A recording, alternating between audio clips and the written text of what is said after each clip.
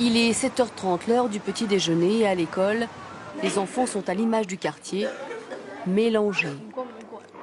En Suède, les symboles religieux sont permis, ça fait partie de la liberté d'expression. Par la voix de leur directrice, nous apprenons aux enfants que les signes religieux sont interdits dans les écoles françaises et nous les laissons réagir. La France est-elle une démocratie? Si oui, pourquoi l'interdire? Les questions fusent, les élèves ne comprennent pas.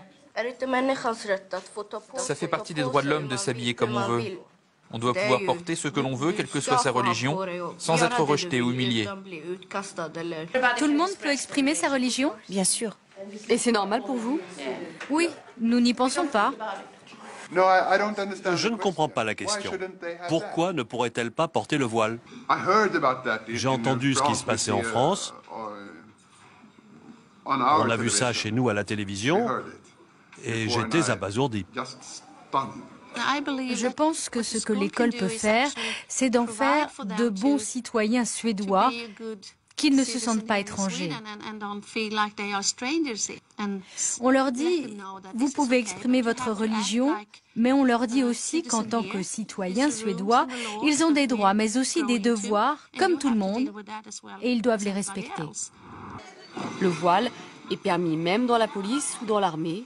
On peut s'habiller comme on veut, tant qu'il n'y a pas de danger.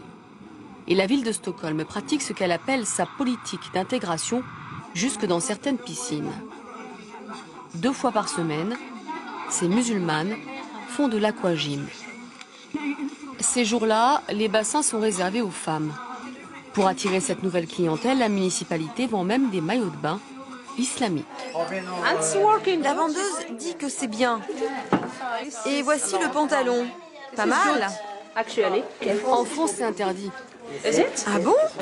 Mon Dieu. Il faut qu'on aille en France, il faut faire quelque chose.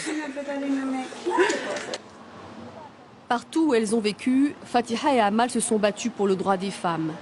Pour la piscine, ce ne fut pas facile, même en Suède, mais elles ont obtenu gain de cause. Fatiha et Amal ne portent le voile que depuis quelques années, mais comme tous les autres citoyens de ce pays, elles se sentent suédoises.